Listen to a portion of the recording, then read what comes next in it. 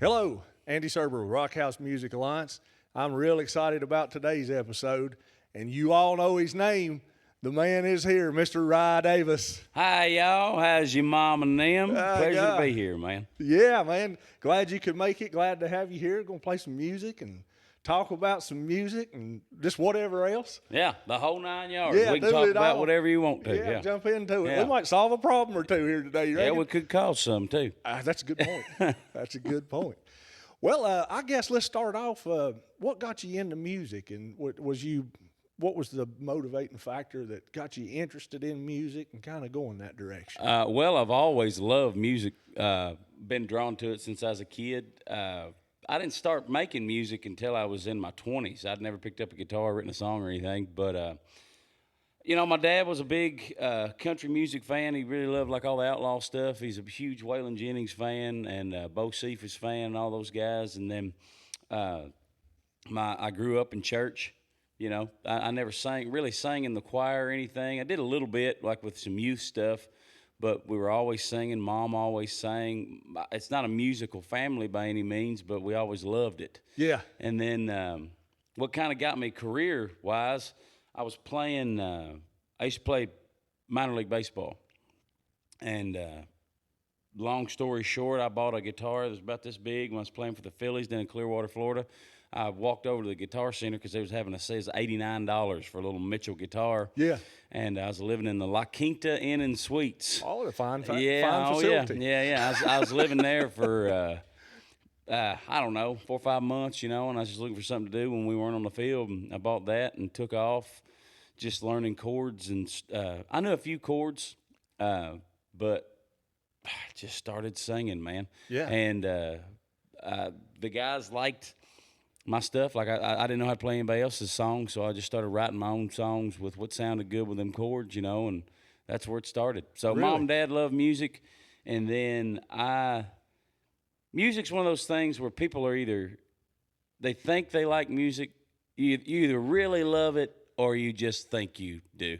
Yeah. You know what I'm saying? Yeah, well- I didn't realize how much I loved music until I realized that everybody else didn't make it as big a part of their life as what I did. So Yeah. everything I was doing had music, and I was always listening to music, and I was always diving into those guys. Like I was always really into songwriting. I'd always trying to find out who wrote this or whatever that was. And so that's long story short. Baseball got me into it. Baseball got you. Yeah, into That's yeah, a unique Yeah, entryway into yeah. music. I had excuse me.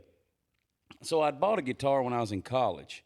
I played at WKU in Western Kentucky, and I signed up for a guitar class because I was like, oh, this would be cool. I'll learn how to do that. It was like an elective. Well, then I got injured about 2 weeks into that semester. So I got hit in the face with a line. I can't see it on my right eye. I got hit in the face with a line drive. Ooh. And it blinded me. Man. So then I said all that. Obviously, I didn't think anything about the guitar. That's where I learned to play those few chords. Yeah. It was in that, the couple weeks of that class. And then I had to take the semester off. I had to go out of school and whole 9 yards because it really messed me up pretty bad. And then my whole goal was just get healthy so I could play again. Yeah. And we was wondering about, vision and all that. And but once that all cleared up and I got my career back online baseball-wise, and then I got drafted, and I was like, I'm going to pick this guitar up again. Yeah.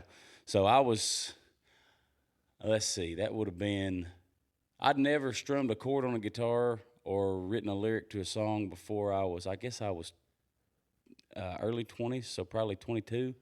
Whew. Yeah. So Well, I it got a late seems like start. you figured it out. Yeah, I figured it out. You got that thing nailed down there, yeah, buddy. yeah, but I'm one of those guys that when I'm really into something, I'm really into it. Yeah. And I've been lucky because my 2 real jobs have been. I've had probably 100 jobs to get by on, but my 2 careers have been a professional baseball player and a professional musician. Yeah. So but when you go down that path and you figure out what you need and you just go for it, and that's just kind of how I'm geared, you know. And I got obsessed with it, and I learned everything I could learn, and I'm not scared to fail. So I went out there, and I'm not saying I was very good those first, the first 5 years. I don't know, I was pretty shitty. So, but that's part of it. Is it's seeing yourself grow and knowing that you're getting better, and that's more addictive than anything else. Yeah, and you mentioned those two careers, the professional baseball and the music. Those are grueling careers, man. I Yeah. mean, baseball players out of all sports, how many Every games day. they play? I mean, Yeah. they're playing all the time. Right. Yeah. You know, I always wondered. You look at like Major League and this and that. So many games. I'm Yeah. like, those guys never get a day Yeah, off. that's a 150 game season. Yeah. Yeah. And I think that's got a lot to do. Not only sports had a lot to do with my music career, but probably I grew up on a farm as well. So it's in and out. Like I'm just geared that way. Yeah. You know, it's every whatever I'm doing, it's every day, all the time. That's what I'm thinking about. Like you screw up, you show up the next day and you figure out where you screwed up and you try and get better. Yeah. And that was the same as my mom and dad. We had a dairy farm and a tobacco farm, and then once that went down, they got into Purdue chicken houses, right? And those are 360 days a year. Oh yeah. So or 365 days a year. How many days in a year? 365. I don't know. I sent an email about that. And they ain't got back with me yet. Yeah. But not to get too long-winded on it, but those are the three things that have really shaped my life. Are not just I was a legitimate farm kid from the time I've been driving a tractor in a tobacco patch. Like Dad, I was 3 years old, and Dad would put me on there. And they didn't have any work. We didn't have any workers. And he put me on a tractor and he put it in gear and he pointed down at the end of a fence row and he's like, keep it straight while him and Mom were setting tobacco. Like that's the type of environment I grew up in. Like every day you get up and you put the work in, and then the same thing with baseball. It was every day you get up and put the work in. And in this business, especially in today's world, you don't have to. You can, and it's good to get in the mainstream world, and it'd be great to be in it. You know, whatever, but those opportunities never really presented themselves. So in today's world, you can go out and grind and work and do what you love to do and carve a career out. You know, with the streaming services and YouTube and like same thing you're doing, building a podcast. Like if there's a fan base out there that likes what you do, if you work hard enough, you can do that for a living. Yeah, and that's how I've been geared since literally the time since the day I was born. That's the way my parents were geared. And that's the way I've been geared in the three careers that I've had with farming, baseball, and now music. But I plan on doing this until I die. Yeah. So you're like one of them old diesel engines. They run better if you keep them hot and going, right? yeah. Keep her hammered down. Yeah. Keep her going. Let her heat up, and it'll just keep her going. Yeah. Yeah, man. The farming is. I grew up doing some of that too. Yeah. And I think it just builds character in you because it's awful hard work. Yeah. Oh yeah. And it's so hard to make money at it now with the commercial farms and everything else. I mean, the small family farms, hard to you basically lose money a lot of times. I've still got I got 54 mama cows that me and my dad take care of together, and it's turned into mostly Dad taking care of them because of that. Because once I got released from playing baseball, I bought some cattle. Yeah, and got into it. And like you said, man, you don't make any. You basically make enough, you don't make any money. You write it off. You know what I mean? It's not a money-making venture, but if you've got the land and it's something you want to hang on to, you got to do something with it, and it kind of keeps it rolling. But it's work, but it's the type of work that I love and I enjoy it. So I'm gonna do it as long as I can. It's getting to the point now where I'm on the road so much. Yeah. That I'm not really. It's basically Dad helps a lot. Like I was telling you the story. My dad called me and asked me if I fed the cows, and I was like, well, I was actually about to call you and see if you could go out there and feed them because I'm running late and I got to get to this gig. So gotta go. I've got a 4-hour drive and 3.5 hours to get there. Yeah. You know what I mean? So I got to get going. So. Yeah. To do the old Jerry Reed and hammer down and get after it. That's right. Yeah. Eastbound and down. I was eastbound. I was in eastern Kentucky last night, and now I'm east of the house. I'm even further east than eastern Kentucky now. Yeah. That's awesome, man. I want to talk about one song in particular that just resonated with me the first time I heard it. Can you guess what it is? I've got so many, man. You got a good catalog. It was King Me. Okay, yeah. That song and the way that you deliver that song Yeah. and put it together just is phenomenal. And I've had Alzheimer's in my family, and my grandmother had it. Yeah. And it just grabbed me, man. I mean, Yeah. it got a hold of me, and that's just a perfectly written, perfectly executed, perfectly delivered song. And dude, it's a smoker. Yeah. It Well, is I a real appreciate that, smoker. man. That's I wrote that song with my wife, with Brandy. Yeah. She was telling me the story about how how they found out that her grandfather had Alzheimer's, and said that he had left home one day, and he didn't come back for a long time. So they got a phone call from the police saying that they'd found him, and he kept driving through the same toll booth over and over, and he couldn't remember how to get home. Yeah. And that really resonated with me, and kind of stuck with me. And then we got to talking about it, and she was saying how he could remember. He had memories from years ago, like they were yesterday, but he couldn't remember yesterday at all. Yeah. So me and her sit down, and she told me a little bit about him, and we just tried to paint a picture. And of course, I wrote it from the perspective like it was my dad. Yeah. But my dad's fine. He's sharp as a tack. Yeah, he's out there feeding cattle right now. Yeah, he's out there working for me. But I've got him. I put him to work. You know what I mean? But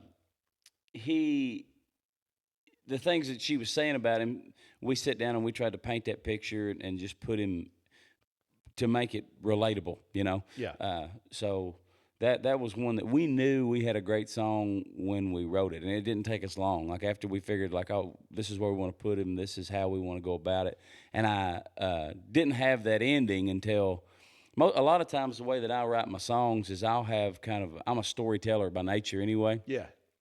So I'll have kind of the idea of where I want to go,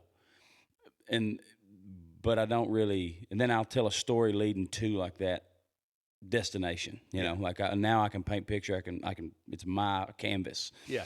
But on that song in particular, it just it started from the beginning. And then once we got to the end, it was like,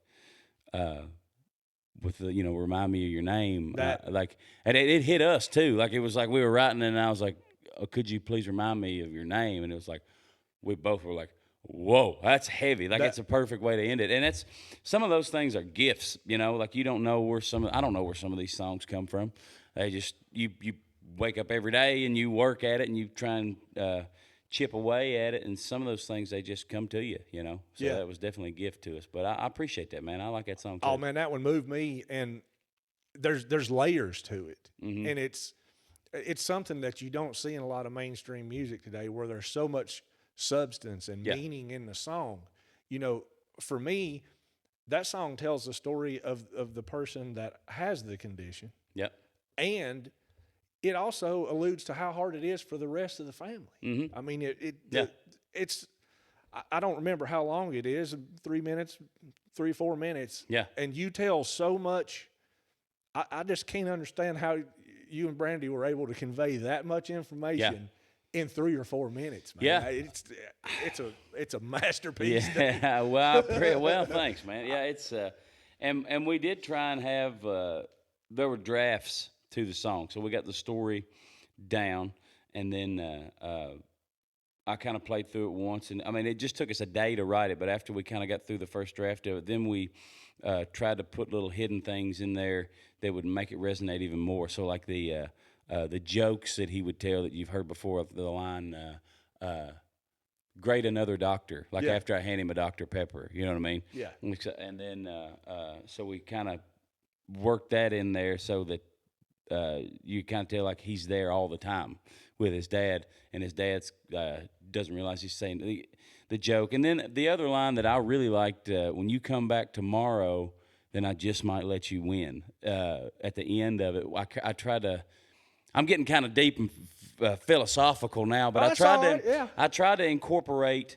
in that line, me and Brandy did, with the, he could tell, he recognized his son, but he didn't know it was his son. You know what I'm saying? Like, so when you come back tomorrow, I just might let you win. Like, so it's like just those things of like, all right, it's recognizable, but like, and those things hit so close to home because those are the things that Brandy was telling me about her grandfather. Is like, he recognized her, but he didn't know who she was. Yeah, couldn't put it together. Yeah, he couldn't put it together, and he knows that he sees this girl all the time, and we're friends, and like he doesn't want to like admit it.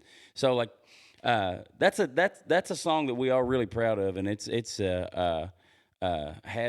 had some wings for us, and like a lot of folks reach out all the time about that song because like they've got family members in it, and that's all it's everybody's got a different story that's the same thing, if that makes sense. Like it's all like he's there but he's not there, and like you don't think anybody else is going through it until you hear something like that. So, and that's what music does, you know.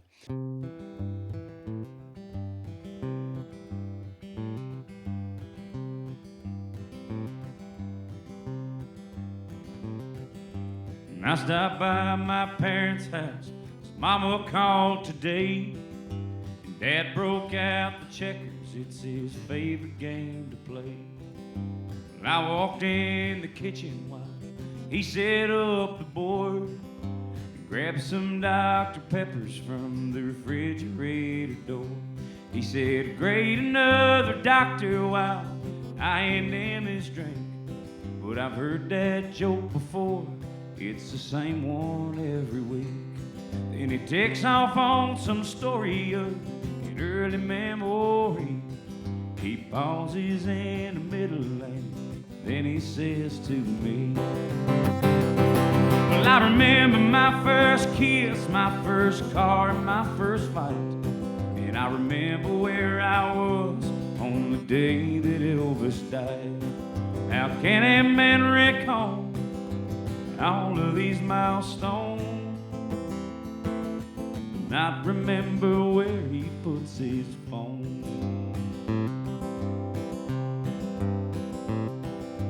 Mom walks in with medicine. He said she thinks I'll forget, but it's a never-ending stream of pills and I'm so damn tired of it. And it's strange how I recall some things from my life oh so clear. If you were to ask me now, I can't tell you the year. But I remember my first kiss, my first car, and my first fight. And I remember where I was on the day that Elvis died. But I can't recall directions home from the hardware store. I got lost last week and they don't let me drive no more. Well, we played all afternoon, and when his black one jumped my red, he looked at me and smiled. King means what he said. Then he made his final move, and our game came to an end. He said, "When you come back tomorrow, then I just might let you win." And I remember my first kiss, my first car, my first fight. And I remember where I was on the day that Elvis died. Thanks for playing checkers, I've always loved this game.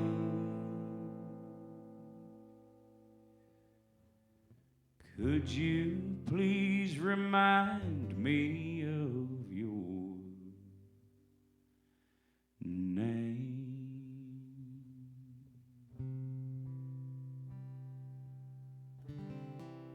That's got to feel good when you have people Oh, yeah. contacting you. And Yeah, you're like, oh, yeah. wow, they like my work. And Yeah. I mean, that's got to be just an amazing feeling. It feels to do great, but you don't know how to handle it all the Does- time. does it feel a little bit weird?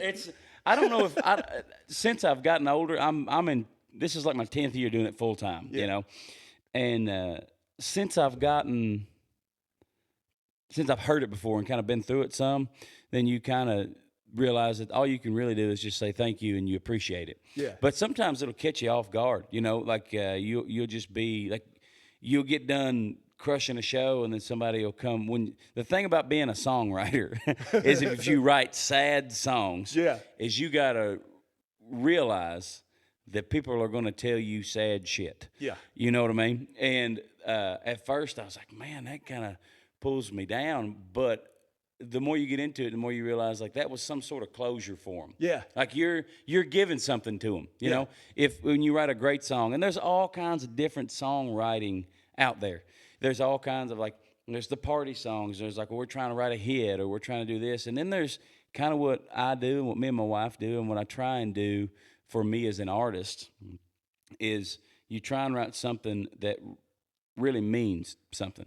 And I think that's where you're giving to somebody, you know? Like if somebody wants, if you've never met somebody and they want to come up and tell you something so deeply personal and a detailed story about somebody that they really care about within 30 seconds of meeting you, then you've got a connection. Like they feel like you're family, you know? Like that's a real connection that you don't get in any other industry. I mean, maybe I guess if you were an actor or something, but as far as like the connection you get with people, you don't get that in anything other than music. Yeah, it ain't like you go get your brakes changed and tell the mechanic a sad story or something like that. When they come for your product, they're coming. It's emotional to them. They're connected to you and your music. Yes. And then they support you. Then it's symbiotic. You got all these fans, and it drives you to write more and more good music. You want to continue to do that, which is why a lot of guys, and this is getting a little bit deeper too, but why a lot of guys who are at the level that I'm at in my career, it's one of the reasons, whether we want to admit it or not, that we stay there is because that connection's so real. Yeah. Like there's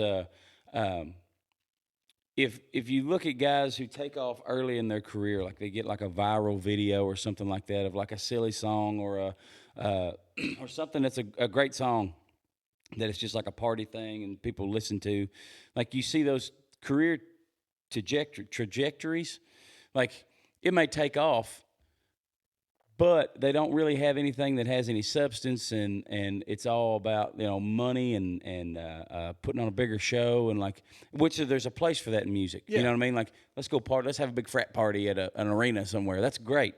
Like there's a place for that, but there is also a place for like once you feel like a real connection with it. Blue Jeans is the first song that I really felt. It was one of the first songs that I wrote, and I played it, and everybody would come up and tell me all the stuff that their mama found in their jeans, and it's an addiction, man. Like if you can write a song that connects with somebody on that level, then you're not worried about the rest of your career because you just want it. You want that, whatever. That's your high. That's your drug. You know what I mean? Like you get done playing a show and you think that nobody's paying attention. You're playing in some bar somewhere, especially early in your career, and you're like, whatever. And then somebody comes up and tells you something. Oh, man, my mama found weed in my pocket, and that's how she knew. Like, that song really hit. Or, hey, my dad has Alzheimer's, and, like, that song really hit home to me. And, like, it made me sad. Like, you made me cry, damn it. But it made me feel better, too, And I've got a song called They All Know My Name that, like, is a song that a lot of like my friends that are musicians or like younger musicians like really jam to because they're going through that grind. Yeah. And that individual connection you have with people, and I'm not saying you can't do that in the mainstream, but that's why a lot of guys, that's what keeps guys at my level going, and why I think there's a lot of songwriters out there that, especially as they get older in their career, they really find out who they are as a writer and how they can connect, how they can put those pieces together in just little things that they find in day-to-day life, and how to like piece a song into that and then have the connection with somebody forever. Yeah. Because if you have that kind of song like King Me, if you hear it, I know, so that song for me is That's My Job by Conway Twitty. I don't know if you ever heard that song or not. I've heard that one. Yeah. I heard that song. I didn't know anything. I don't know shit about Conway Twitty when I was when I was a kid. I remember hearing this song. I couldn't have been 14 or 15 years old. You know what I mean? And he's singing That's My Job about, from the dad's perspective. And it made me cry then. Yeah. Like just thinking about like, oh, man, that's what it is. And now you can't even, like if it comes on anywhere, I'm getting out of the room because I'm, You go like, I'm like, this ain't, I don't want that. Well, I believe the drain's leaking under the sink in there. I'm going to stick my head in the cabinet about half hour. Yeah. But you don't, like, I guess the point I was making is if you can make a connection one time with one of those songs, I could sing that song to you, and I've heard it twice in my life. Yeah. because that one time it made a connection with me and Conway Twitty. That song. Yeah, you're in there. Yeah, and I'll never have to hear it again. And I hope that's the type of songs that I can write that touch such an emotion on people that they don't have to go listen to it every day on their playlist. It's like, oh, I wrote that song, King Me. And I remember what that had on me. Yeah. So, they don't have to have it on a playlist or anything like that. It's just, that's where the magic is. You know what I mean? That's there. I have that connection with that individual forever. Yeah. I'll never have to hear that song again, and I remember what it did to me. I'll tell you the first time I heard it, I was over here on about a 45-degree incline on a zero turn trying to mow where I shouldn't be mowing. Oh, yeah. Over next to the pond. Yeah. Yeah. Awful. And I like to wear my in-ears when I'm mowing. Yeah. Jam the music and do my thing, right? And it come across my Spotify playlist. And I listened to it, and I'm just out there mowing. And, that's a mindless thing to have to do anyway. Yeah, You're just absorbed it, man. I mean, it went into my head, and I might have got a couple teary-eyed. Yeah. I might have done that. Yeah. Just saying, can't confirm nor deny. Yeah. But I got mad because it kept rolling through, and I wanted to let my dad listen to it, but I didn't look at it because I was on a 45-degree. Yeah. And I'm like, who did that song? I got to hear it again. And it took me so long to find it again just because it had rolled through and I didn't have any way to go and scroll back up. Yeah. But once I did, as a fan, there's times, I was real close with my grandmother and I'll just get down. And I'm like, let me go listen to that. Yeah. And it boosts me back up. Yeah. Yeah. Knowing that it's, whatever that connection is. Yeah. Is, that's why I do what I'm doing. Yeah. And a lot of people say that. So I'm not speaking for anybody else, but I mean it. And I want my career to be, I want all these opportunities that, I've seen some of my friends have and things like that, where you play sold out arenas or theaters or any of that. And I'd love to have like a song that gets 12 million streams. That'd be great. Yeah. But regardless, whether that happens or not, if it happens because of the type of music that I'm making and writing, I'm all for it. And if it doesn't because of what I'm writing and making and doing, then I'm all for that too. But well, I think I've touched on this before. I think the guys that are independent and doing the things that you're doing and you've reached that successful level on your own, I think you have a real stronger fan base. Right. And your music is so genuine, it's easy to connect to. Yeah. Especially with a lot of the other mainstream music that's out there.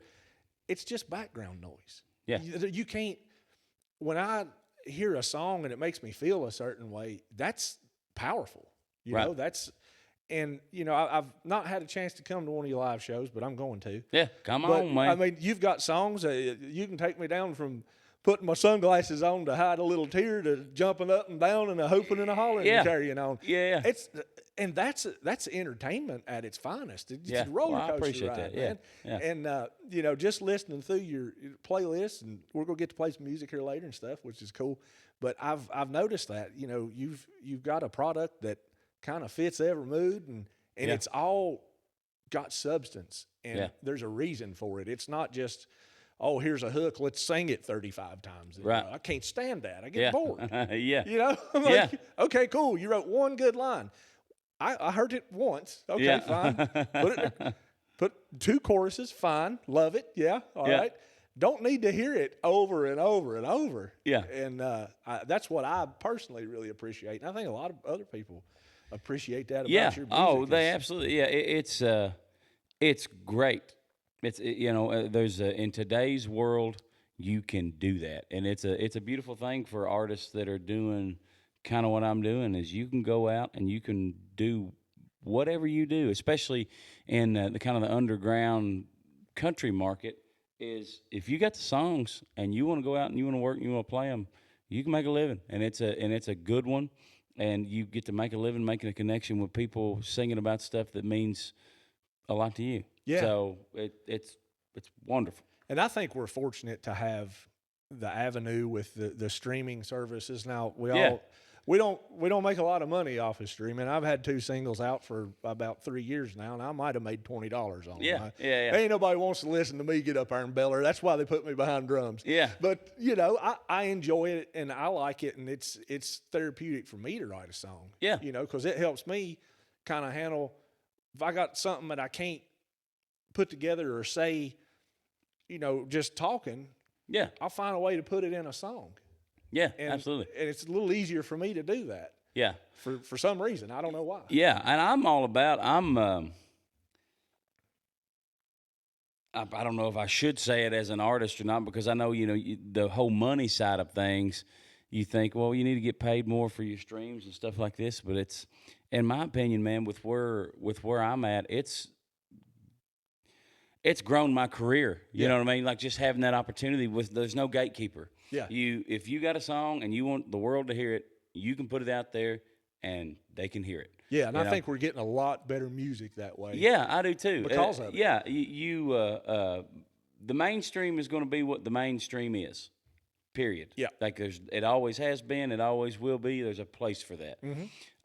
But as far as like what I'm doing, if I didn't have the streaming, if we didn't have Spotify, Apple Music, YouTube, all that stuff, I wouldn't be anywhere near where I'm at. I'm not worried about making my money off of streams. Like or making a living off of streams. I'm worried about having something out there where if somebody does hear something that they like, they can go find more of it. And they can find out where this guy's going to be. Now it's on you. Kind of lay it on the fans a little bit. If you do like what I do, then you do need to come to a show because I'm not making any money off his streams. Buy some T-shirts. But Yeah. But if they hear what they like and they come out to a show and they buy a T-shirt, that's way more money than you ever got for a spin. Whatever. I love it. Like could they do things better? Sure, I'm not an expert at it, but I love being able to be like, I wrote this song, I got it recorded, I'm gonna put it out. Yeah. And it got a chance of everybody hearing it. So why not? Like why would I? Like I've got some friends that were mad at Spotify because of the songwriting royalties and stuff like that. Do I think you need to be paid more? Absolutely. But I'm not going to pull my music. Yeah. You know what I mean? It's the number one way for people to discover what I'm doing, and what I'm doing is more important to me than making the money. I'm gonna work my ass off. I'm gonna make my money. Yeah. You know? Find a way to do it one way or another. But I want people to hear what I'm doing. And 20 years ago, the only other option to do that was me handing out CDs to people that I met in person. Yeah. You know what I mean? Or somebody burning. Remember what was the first LimeWire? Remember LimeWire? Yeah, LimeWire and burning CDs and things like that. Napster and all yeah, that. that's what I grew up on. Yep. I've got no room to talk about the streaming services because I didn't pay nothing for any of my music. I had to, if my dad didn't have the album. Or if my dad had the CD, I took that CD for free to my computer, and I had me a stack of blank CDs this tall. Yep. And I burned every one of them. And then I went and found all my buddies' CDs that I liked, and I burned every one of them. I've only bought like 4 or 5 CDs in my life.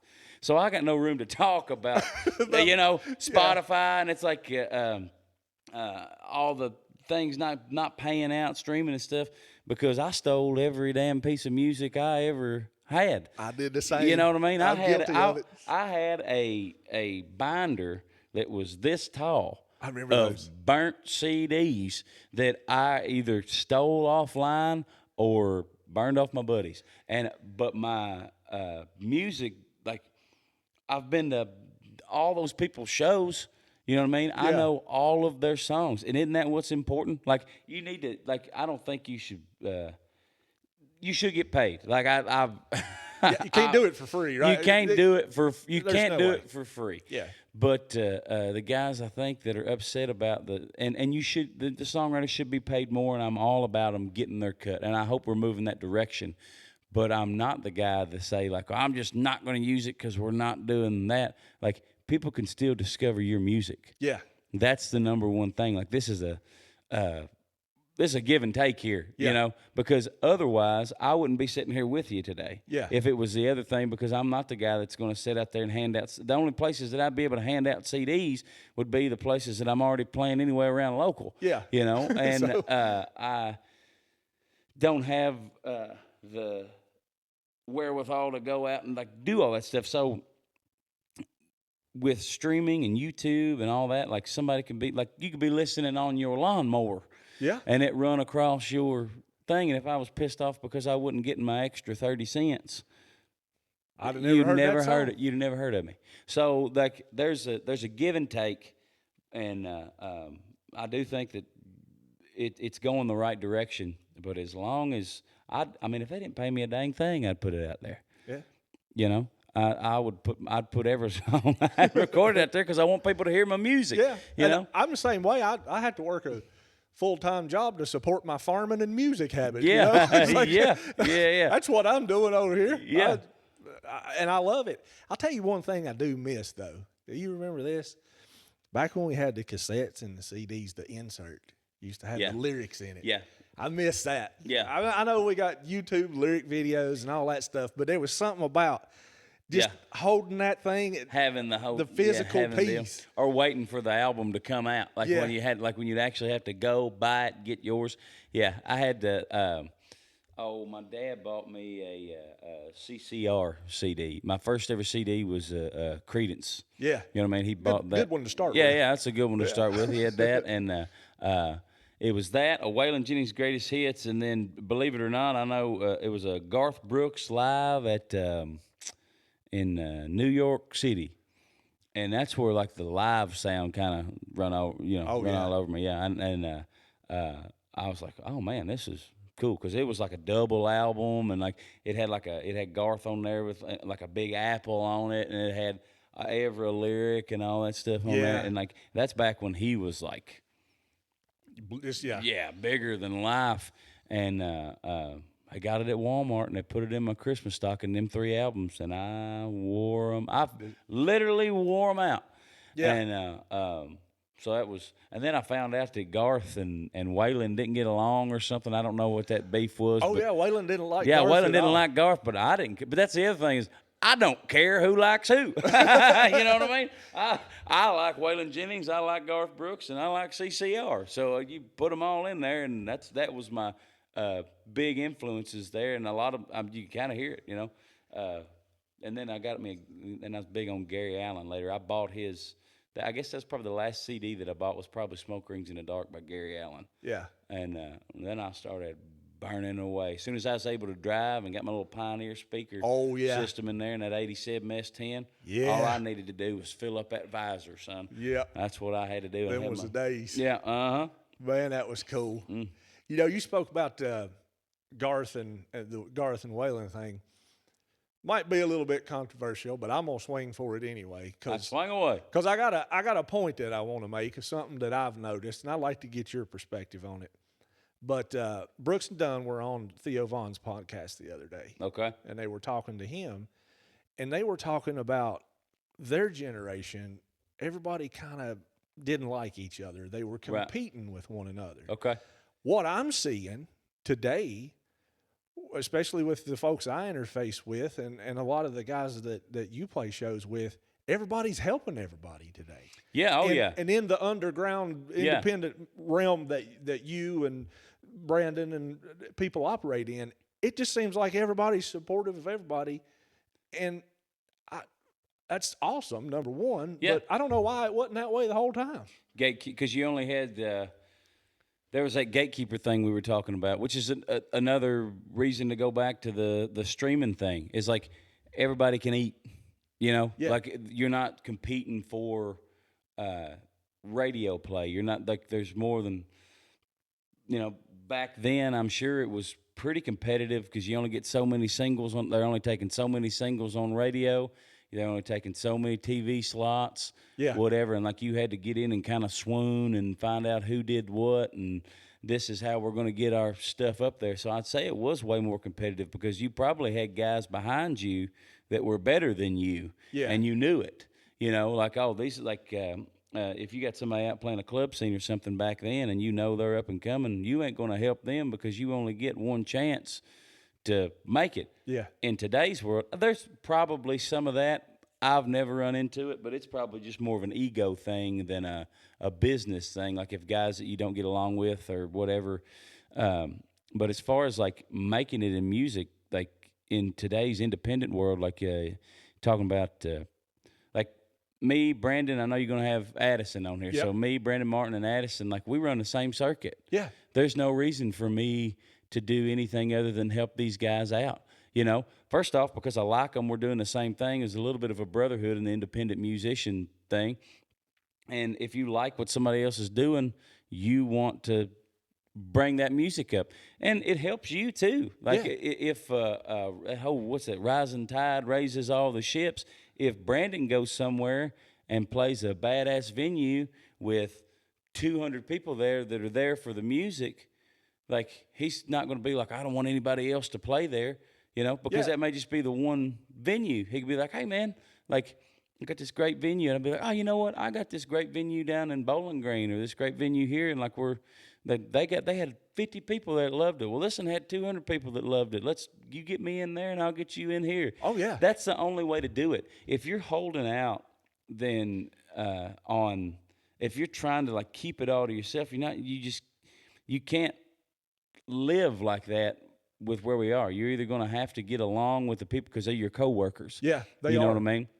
And I think a lot of people don't understand that. Yeah, that, and hey, people talk. You know, you're going to be on shows with these guys, and if you show up, regardless of your music, like even if it's a completely different style of music, like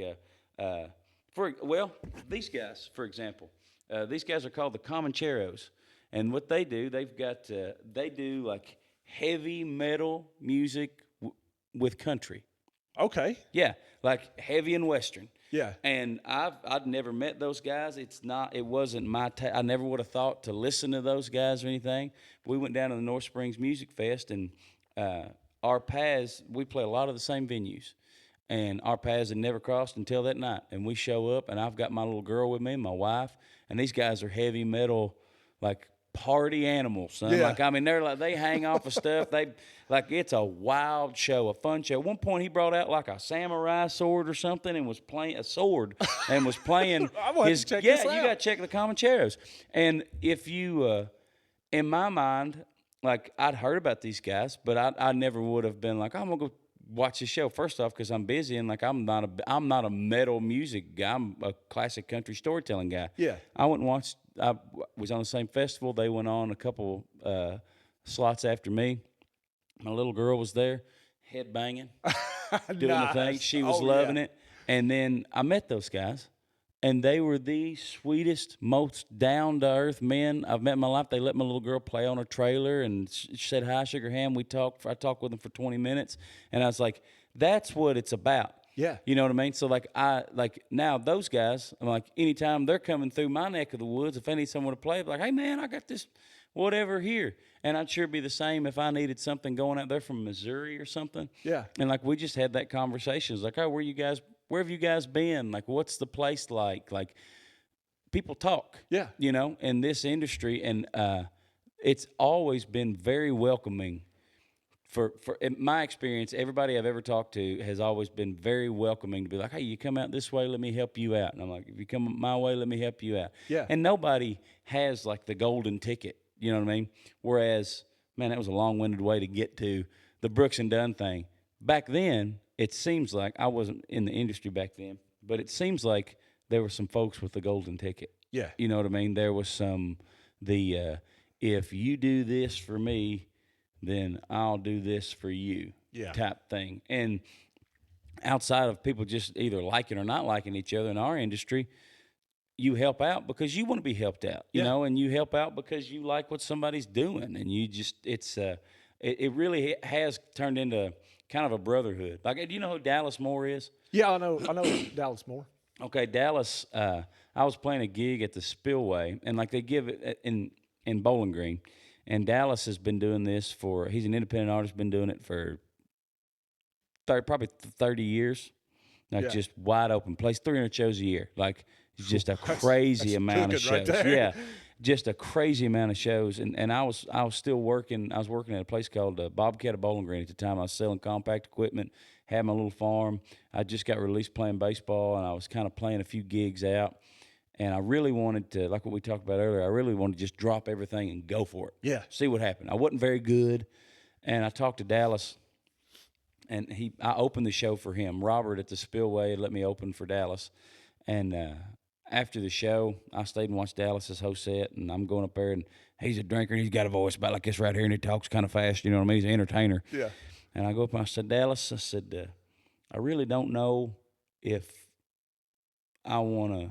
I want to make music for a living, but I don't know if I should keep working, doing what I'm doing, or if I should just dive in. He takes a little drink, and he thinks, he goes, cannonball, motherfucker. and I was like, and that's all he said. Yeah. And then like we went on to something else, you know what I mean? And I was like, huh. But it's just advice from guys that have been in it. Yeah. Like if he could have been the type of guy that was like, just blew me off. I'm just this opening act guy wants to get into it. Like, this is my gig, like whatever. But Yeah. he wasn't.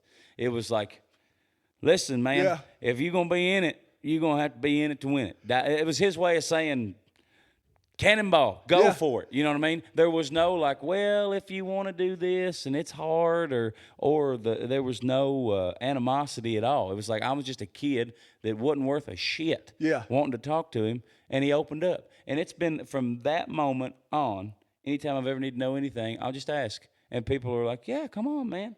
But back then, I don't think that was the case. I think it was definitely like there's only so many places. The independent market may have been.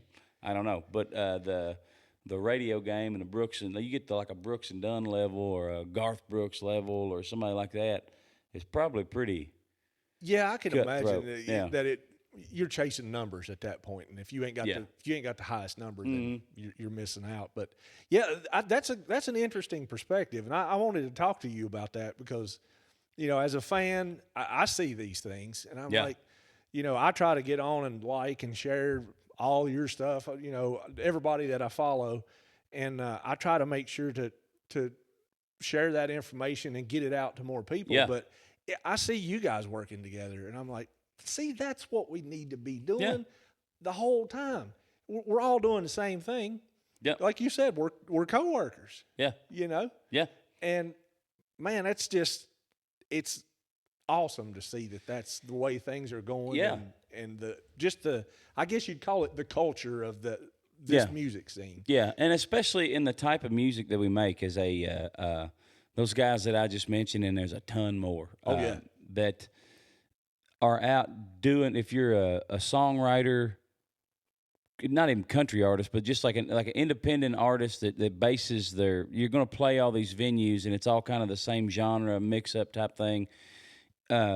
You also have a responsibility as an artist to give that genre a good name. Yeah. You know what I mean? Yeah. So you can't go out and people have a good time. You know what I mean? Like they go out and they enjoy what they do.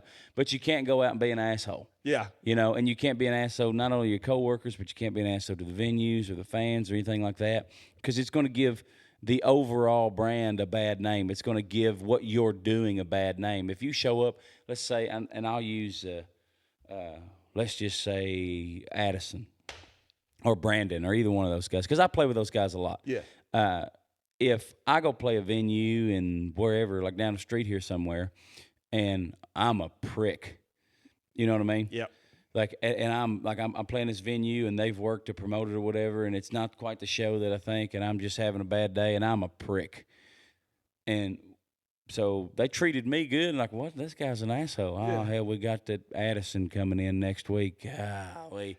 Like it's not good for anybody. Yeah, it gets associated with, and people Yeah. see the good and the bad. So that's a valid point. It's a good point. I didn't even think about that, but I mean, you're going to give the next guy coming in, you're doing him a disservice. Yeah. If you're not putting on, even if your show's not that great, if you're going out and you're being grateful to whoever's putting the show on or the fans that did show up, if it makes if you make them feel good, Yeah. you know what I mean? Even if they're not into your music, your specific show, if the next guy coming in they may love, but they're never going to give him a chance because you were an ass. Yeah. You know what I mean? And that's where I think whether you want to be that way or not, you need to be that way. Whereas I guess those guys like in the in the 90s and whenever all that was big, you didn't have to. Like you just like this is cutthroat. This is our one chance. It's in ours everybody can eat. And if you do well, then the guy behind you should have that reputation, and he should do the same thing for the person coming behind him. So you can keep this thing rolling, man. Yeah. Because and any success that you have is also shared with that too, because Cody Jinks is a great example. You know what I mean? I don't know Cody Jinks personally. I've met him a couple times, was introduced to him just in passing. But what I see him do, I know a lot of the guys in his camp. Yeah. Does that make sense? Like Yeah. I play a lot of shows with Clint Park. I know Clint. You need to get Clint on here. I've been Clint's wanting great. to get Clint on here. I'm Yeah. a huge fan of Clint. Yeah, he's great, man. And like him and Ward and all those guys, my point would be that the doors that Cody opened up for those guys has, if Cody Jinks were if he were an ass or a prick and he showed up to these venues and all this and like he didn't bring anybody and he's obviously got to be a pretty good dude, because the guys that are in his camp also get to go that are less, when I say less successful, I mean not as they don't have the clout that he has, but they let those guys come play. Yeah. Does that make sense? Yeah. So like some of these venues that he's played in the past, if they're associated with Cody, you see it, like that's the things that I see that I love. They see that he has elevated it up, and these are the guys that are associated with him, and he was great to work with, and he makes great music. Let's bring these guys up too and give them a chance.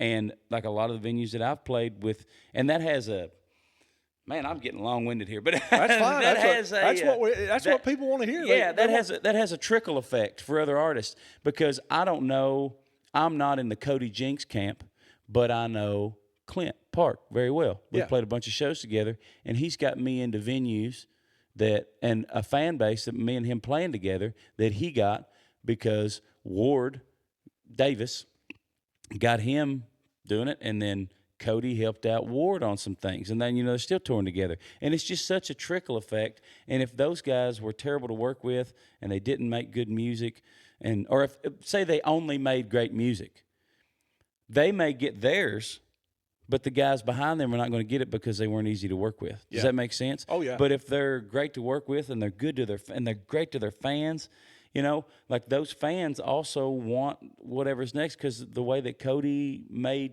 his feel.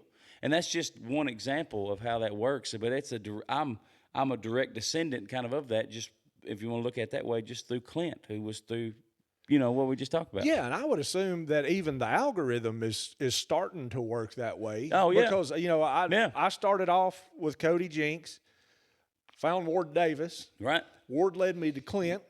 Clint led me to you. You led me to Brandon. Yeah. Wound up running across Addison at a Kendall Marvel show. Yeah.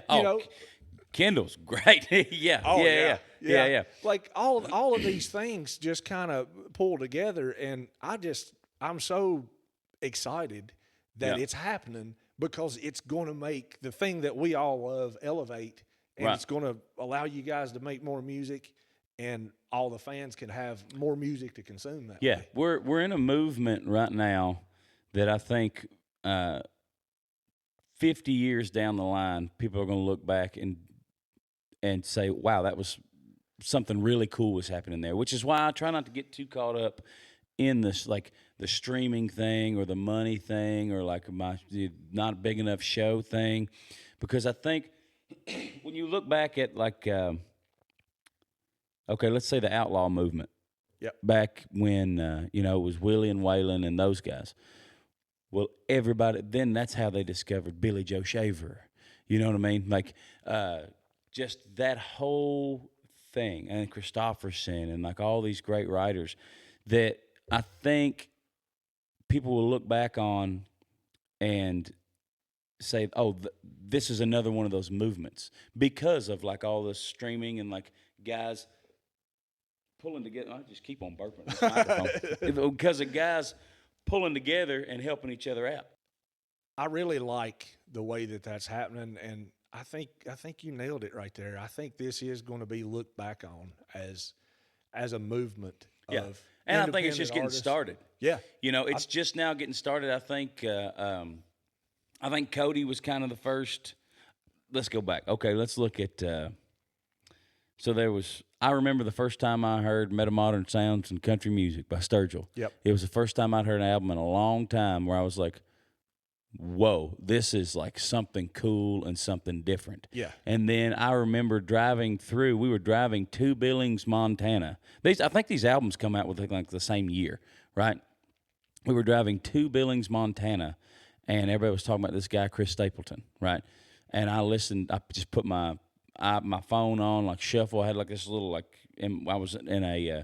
was in Scarlett Johansson's, what I call her. It was my, my big red E250, and we were driving to Billings, and the first song that come on was, "We drove all night to Billings, Montana." I was like, "Oh, this is my dude," you know. Yeah. But it was the first. Those were the two records that they come out really close to each other, that were completely away from the bro country thing. They also weren't like somebody trying to sound like an outlaw, and those guys are great too, like keeping the tradition alive, but they weren't trying to sound like something from the 70s. There was a lot of guys out there that were making great music, but they sounded like they were trying to sound like whatever that sound was.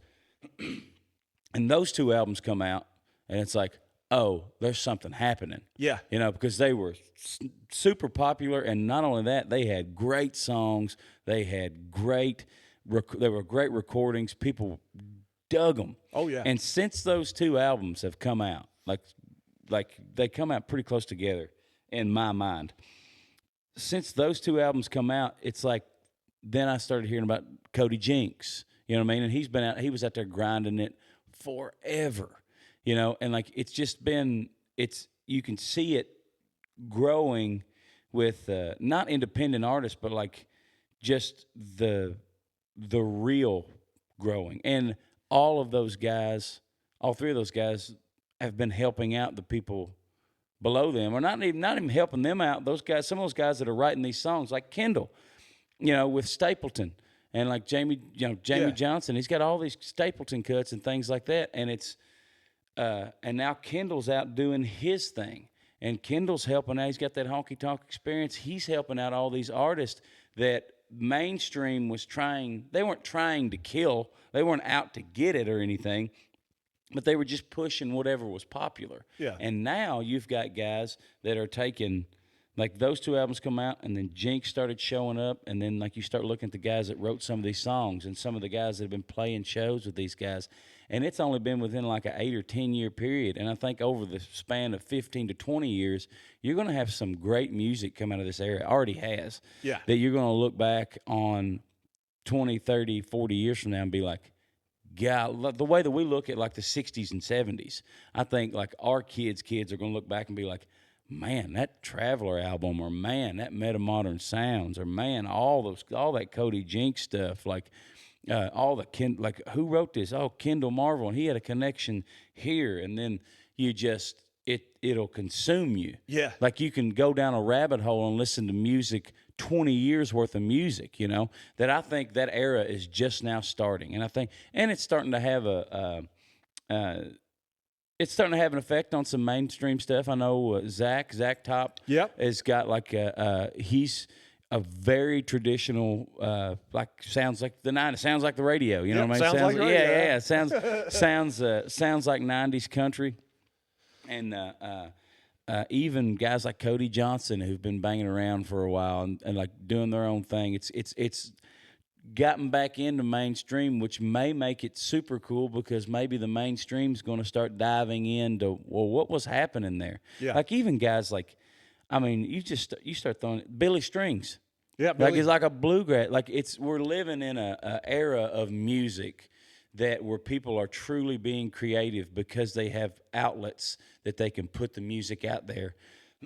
and if there's no gatekeeper, you don't have to cut your neighbor's throat. Yeah. You know what I mean? Like, you can just be like, hey, man, this is awesome. Come on, Yeah. let's do it. Come on, I dude. like what you were doing. Like, one of my best friends now is Brandon Martin. And me and Brandon make different music, but it's just different enough that we can both enjoy it. We do the same thing. It's the same thing, only different. I wrote a song called Same Thing, Only Different, so it was on my mind. But it's one of those things to where, like, if it were like it was 40 years ago or 30 years ago, to where you had to, like, convince somebody that you were good to build a career, I never would be able to be like, also, this is my buddy Brandon Martin. I'd be like, that's completely different. You know what I mean? No, it's not. Like, it's close enough to the same that we can do a show together, but I never would have got to meet and do all these people, like do the things that I'm doing with these people and collaborate on stuff if it were that long ago. I really think it's a great era of music. It's going to have its, there's going to be things you look back on, like, especially with, like, the streaming and the payouts and stuff like that. But when you're looking at it from a music aspect and what it's done and how you can build and network and meet people who are doing cool shit. Yeah. That's a hell of a way to live a life. You know what I mean? I'm going to go play this show. Hey, and then you meet somebody at these festivals, like you meet the Comancheros or whoever.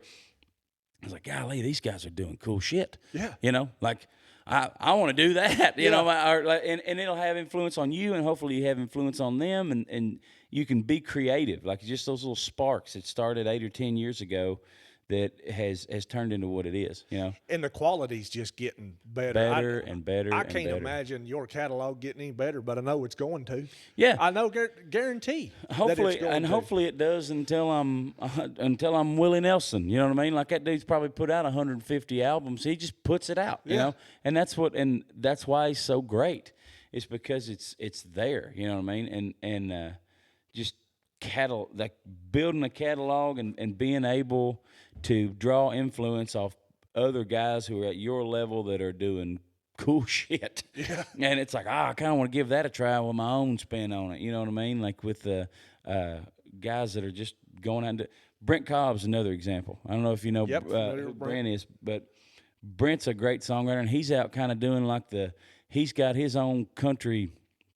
It's like his own brand of country music. You know what I mean? And Billy String's got like the bluegrass side of like with a whatever the hell he's doing. It's awesome. Then you got these guys, the Comancheros, and you got Brandon out doing his thing, and Addison's doing his thing, which is straight down the line country.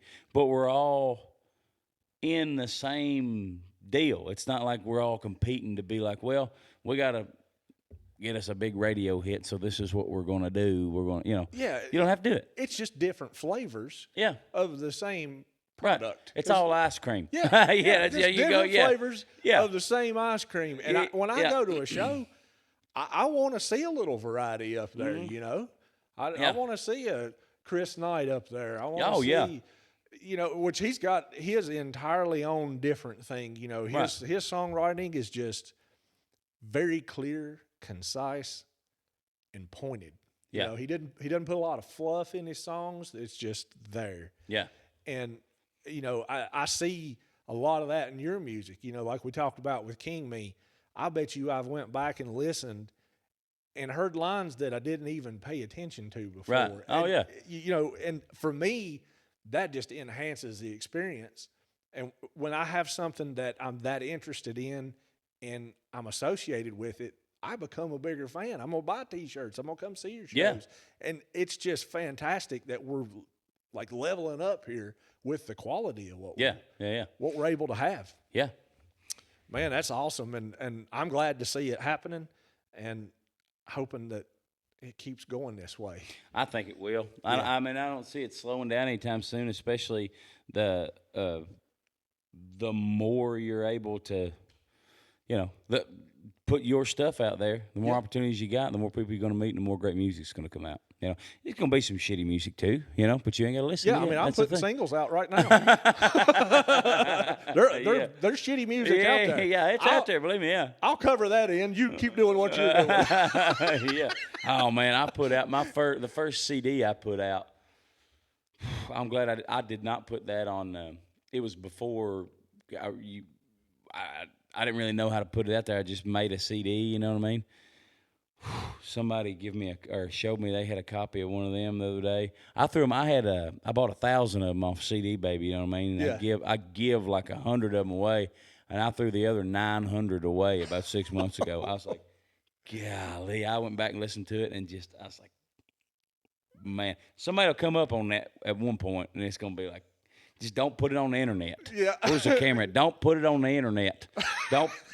If you come up on my first CD that I ever made that somebody just got a bootleg copy of it or just is sitting in an old truck you buy off somebody, do not put it on YouTube or whatever. That ain't me. That was my doppelganger. Golly. I feel that way about both my singles Yeah. right now. I wish I could take that down, but How do you take? I put it out there. How do I take it off there? yeah, how do you get it off there? Yeah, pull it. Yeah. I want to ask you about the craziest things that's ever happened at a show, but I want to ask about something that happened here recently at one of your shows. All the fans started throwing paper airplanes. Oh yeah. Man, that was cool. That was awesome. That's the coolest thing that ever happened to me at a show. And I've had a lot of really cool things happen to me at a show. Yeah. But I was playing at North Springs Music Fest, and I've got a song called Monsters, and when it gets to the chorus, it goes paper airplanes, BB guns, pocket knives, arrowheads, and innocents be young. And as soon as I hit that, I went, paper airplanes, and everybody threw paper airplanes up there, and I got chills, and I almost forgot the words, and it was just like when you do this long enough, you start thinking about what you don't got instead of what you do have a lot of times. Yep. You know, and the past couple of years have been wonderful for me. You know what I mean? I've got ever since COVID, honestly, we had some momentum before COVID, and we were playing a lot of really cool shows, and we had a lot of really cool shows lined out, and I had some things kind of going with some booking agencies and all this stuff, and COVID hit, and it just pulled the plug. Okay, and then I broke my leg in an otter accident, and then I broke my leg, and then we had, which is wonderful, but we've had 2 kids in the past 3 years. I got a 3-year-old and a 2-year-old. Yep.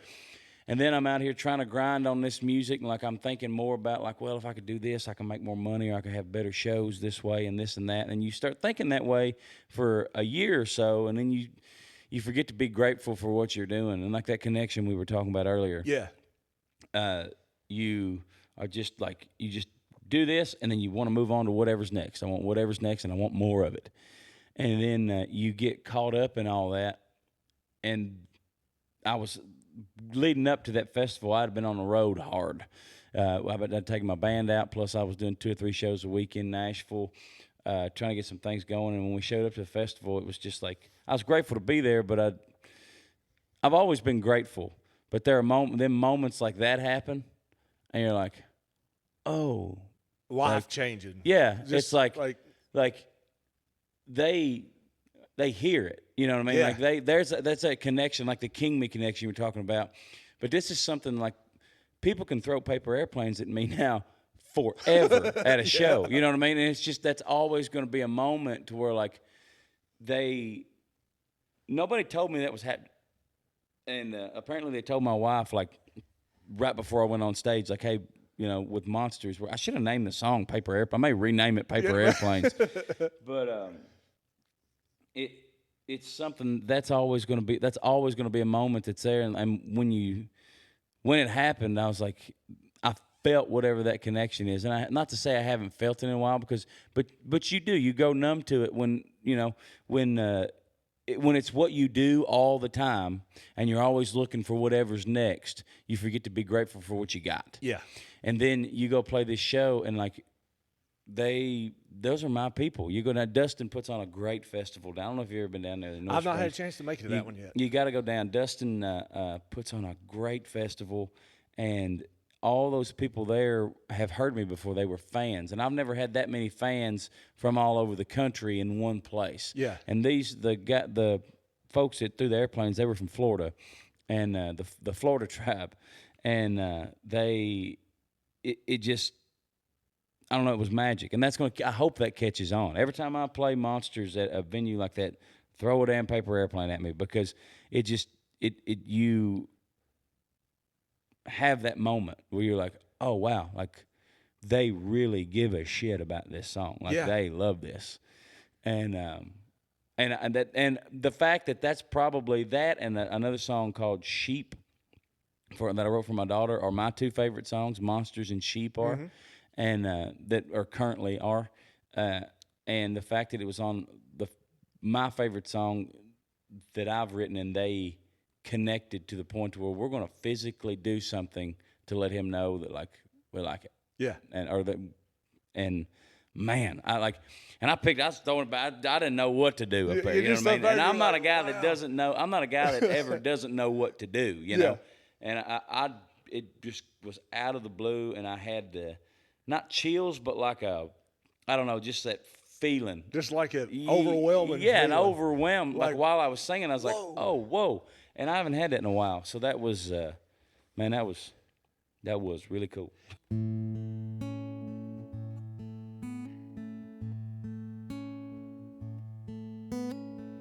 This old world's full of monsters, hiding in plain sight. It's hard to tell just who's who, know what's wrong and right. Do what they can to earn your trust before they show their teeth. So now I question everything, not sure what to believe. But it wasn't always like this. Back when I was young, I knew where the monsters hid. Every day was fun. Right and wrong were clear to see, and I could tell who was my friend. I found myself wishing that I could go back again to paper airplanes and BB guns, pocket knives and arrowheads, and the innocence of being young. Where was supper time and nursery rhymes and the words that Jesus said, and the monsters lived under the bed.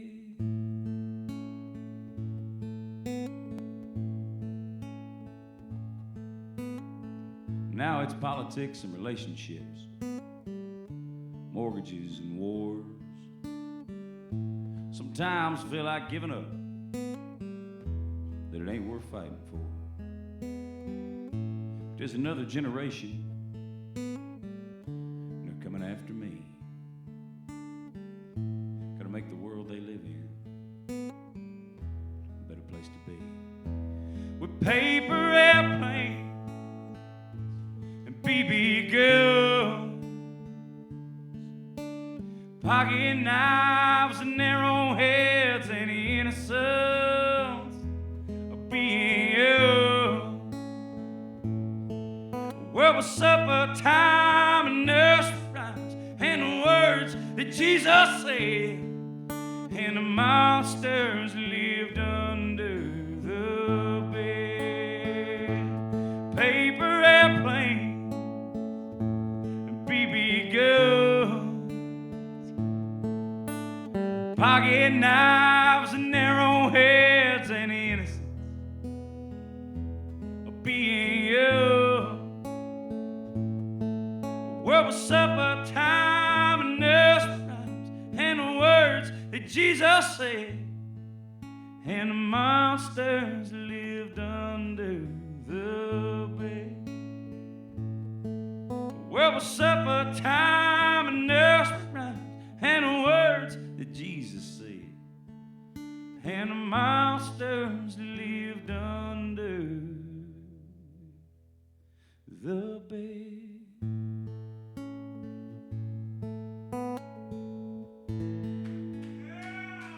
Hey, all right. Man, and the grind does get hard. I know I've played some 4 or 5 day runs where it's just back to back, and toward the end of that, you're just like, man, I don't even want to do this. But you got to go out there and you got to Yeah, put you got on to a do good it every show. day.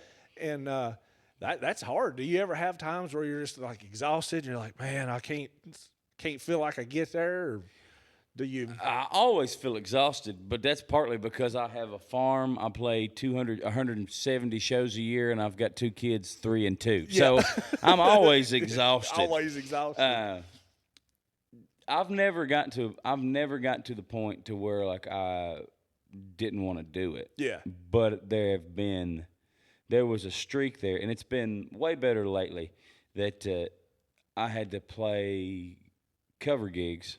Or pretty much, I didn't play only covers, but I'm to the point in my career now to where like I can play like a 90-minute to 2-hour gig, and I can play those all over the country, and it's great. Yeah. But there was a spot not too long ago to where I had to do those gigs on a weekend, and they weren't making enough money, so I had to run down to Nashville and play during the week as well. And I've done that enough. I mean, when you play 1,000 shows, doing that, I've done that enough to where I realize I don't want to do that anymore. I don't want to do that for a living. I will not say that I would never do that again because it beats the hell out of working. Oh yeah. But that was the only time a couple years ago where I was like, I'm tired of doing that. Like, because there was a span there. I played like, I mean, I've done it here recently too, as far as the number of shows, but they've been my shows. Like I played like 11 shows in 14 days or something, you know. And but there was a span there to where I played like for a month. It was literally I had like maybe one day off like a week for like a month, and 2/3 of the shows were just cover gigs because I knew I could go down there in Nashville and make my money to pay some bills because I had diapers to buy. You know what I mean? Yeah. And that was the last time that I was just like, I don't want to do this. But it was never that I didn't want to do this. I just didn't want to do this in that fashion. Yeah. So and I think covers can burn you out pretty quick too. yeah, I mean, it's and I play cut. Don't get me wrong. I'll add covers to my set that I like that mean something to me. Yeah. To bring in, because I still do play a lot of venues to where I'm playing. If I'm playing a new venue and I know I'm going to have some of my fans there, but there's going to be half of them have never heard of me and they're just at this place because they like it. Yeah. I'm going to throw in some stuff that they've heard before just to get them to like me. You know what I mean? And your interpretation of that song is cool, especially with where you're at with your career. You've got this fantastic catalog. Yeah. There's songs that come across, and I'm like, I'd like to hear Rye do that one. You know? Yeah. So, yeah, it's cool to do that, but it can burn you out when you're just grinding, just doing covers and stuff. And the road life, when it's different. It's different when you have kids too. Like, I didn't mind doing that at all until my kids were born. Yeah. Because now I can, if I'm going to be going down here making a couple $100 playing somebody else's songs, that couple $100 is not worth the time I could be spending with my kids. But it would be worth it if I could go out and play my music and make that connection that I'm looking for. Yeah. I'm never going to make a connection playing like I covered like Strawberry Wine or something, you know what I mean? And Hell, I'd like to hear that.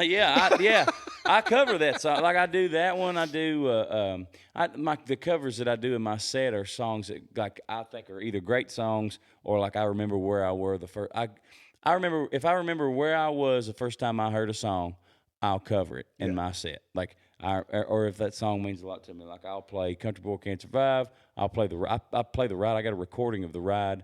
I do a version of Charlie Daniels' Woolly Swamp, like Mamas Don't Let Your Babies Grow Up to Be Cowboys, like stuff like that. Yeah. I'm going to add it into my set because I like playing those songs. Oh, yeah. You know? And, but the other stuff, nah. Yeah. But I mean, I'll, you know, if you're going to give me $100 or something, sure, Yeah, I'll play Freebird for $100 all the time. No, I ain't. It'd take more than $100 for me to play Freebird. Yeah. You ever had anything just super crazy happen? I can think we was playing a marina one night, and we're halfway through a song, and a duck comes walking across the stage. Oh, really? Well, just a duck comes walking across. and the lead singer noticed it, and he'd sing a line, and he'd say, quack, quack. And I mean, I didn't think a duck. I mean, I'm up there beating drums, you know. He came right in between me and the singer, just walked right across the stage, and the crowd loved it, you know. It was like, that's the craziest thing. Who would have thought a duck would walk across the air? Yeah. Ever had anything real weird? Ever had an otter attack you at a show? Not at the show. No, that's at the house. No, I shouldn't have done that. I'm sorry. That was mean to me. I apologize. No. It's been a pretty wild one. I was in a shooting once. Whoa. And then, it was at a place in. I wasn't, and speaking of covers, I was playing damn Wagon Wheel when it happened, and I kept playing. We was playing, is a place called Dublin's in Bowling Green, and this is back when I was just kind of cutting my teeth. Yeah. And it's a college bar, but everybody goes to it, and they, this old boy, I can't remember how, he was plumb inebriated is what it was, and he had a gun with him. And it was in his belt there, you know, and he started getting real drunk, and he started showing it to people, like, and just making, like, threats and stuff. And I kind of caught a glance at him, like, because I'm on stage, I could see it happening, like he was, like, trying to get something, like he was trying to start trouble. Yeah. Yeah. And I was like, all right, well, he goes outside, and if I'm on stage, there's a window, like, right here, like, right next to it. And I go out there, and he starts trying to start something with this old boy in front of him. And I'm like, oh, boy. Well, he starts talking. Long story short, he says something to the wrong old boy, and he shows him that gun. As soon as that old boy seen it, he clocked him. I mean, dropped him right here. Well, the guy had the gun, like, kind of out like this, and when he dropped him, the gun went off. I was like, okay. Whoa. Well, yeah, just one shot. Well, the dude's out, you know what I mean? Yeah. And they get on him, and they get the gun away from him and stuff. And I'm playing Wagon Wheel, you know. I'm just like, hitting that south, whatever. And so now it's just chaos. Everybody, everybody's out there is trying to, like, some people are trying to see what's going on out here, and some people are trying to get back in because they know what's going on. I'm just singing. Well, I sing the whole thing. And I was like, well, and I mean, he hurt this old boy, and my car, I had a Ford Freestyle. It was what I called a Big Booty Judy. Yeah. And because I could lay all the seats down, I could put everything back there, you know. And they had to tape off where it happened was right in front of my car. So they cleared everybody out, shut the bar down, whole 9 yards, and they cleared everybody out. And I go to put my stuff in there, and the cop stops me, and he says, "Whoa, you can't take us anywhere that might be it's part of the crime scene. We think he might have shot your car." And I was like, man. well, I gotta go. Yeah, like, and he's like, well, we gotta wait for whatever it's called, forensics or whatever it is, to get in here and make sure that the bullet didn't hit this car and all this stuff. And I was like, all right. So I sat there till 4 o'clock in the morning, me and this old boy that worked at the venue, he was giving his spiel, and I'm just sitting there waiting for him to let my car go. Dude, that's wild. It didn't hit anything, so that's one. Yeah. Well, at least it didn't bust your radiator. Or anything. Yeah, that's right. Yeah. And then another time, I was playing this place in Dothan, Alabama called Cowboys, and I unwillingly convinced this old woman that I had wrote Fishing in the Dark. She got to, and it was. I convinced her that I wrote Fishing in the Dark, and she poked me, and she told me that I ought to be ashamed of myself for singing this. I've got a song called She'd Know that I wrote with Brandy, and Brandy was there. And she was telling me that I ought to be ashamed of myself for singing that cheating song in front of my wife. And she really thought that like it was like a true story, I guess. And I told her, I said, well, Johnny Cash didn't really shoot a man in Reno, so we make some of this up, you know, but it's true for somebody, I'm sure. Yeah. But she was like poking me in the chest and the whole 9 yards, and then we'd go on a conversation, and I had sometimes before a song, if nobody's paying attention, I'll just say something random. Like before, we used to play Folsom Prison and Fishing in the Dark, and I used to say, this is a song I wrote with a Nitty Gritty Dirt Band back in 1972 or whatever it was, just making it up, you know. And she goes, and did you really write Fishing in the Dark? And I was like, no, I gave her a T-shirt and sent her on her way. You know. Come on. Man, there's a lot of wild stories out there. I'm having a little bit of a blank. The shooting was definitely one. I'd say that probably is the top. I've never heard of I've heard of some crazy stuff happening on the road, but a shooting that's in there. Just another. You might have the record there. Yeah, just another day in the office, I guess. Yeah. Just another day in the Yeah, office. you know, with what we do, that's you don't ever know. Well, man, we're glad you do it. I'm a huge fan, and I hope everybody that watches this will go and support you on social media. Come to a show, buy come on out. T-shirts. RyeDavis.com. You've got some. You put your shows on there and merch and stuff like that. Yeah, it's all there at RyeDavis.com, and it should have links to all my socials and stuff like that. Anywhere you put in Rye Davis anywhere, and you ought to be able to find it. Yeah. And then we're winding down for this year. I've got one more. I'm opening for Trace Atkins at Renfro Valley next weekend, and then the shows are pretty well. Might have a couple one-offs. They're pretty well winding down. But we're working on a lot of really cool shows for next year. I've got music out there, so go listen to the music. And then I've got a live album coming out sometime early next year, too. Oh, nice. So, Yeah, can't wait for that one. Yeah. And we want to encourage everybody, go support independent musicians. This is, like we talked about in this conversation, there's a movement going on right now, like Rye said, that we need to support it. And we need to support these artists and let them continue to do what they're doing, because it's just going to get everybody better music. So certainly hope everybody does that, and hope you enjoyed this episode with Rye. And we'll catch you on the next one. Y'all have a good one.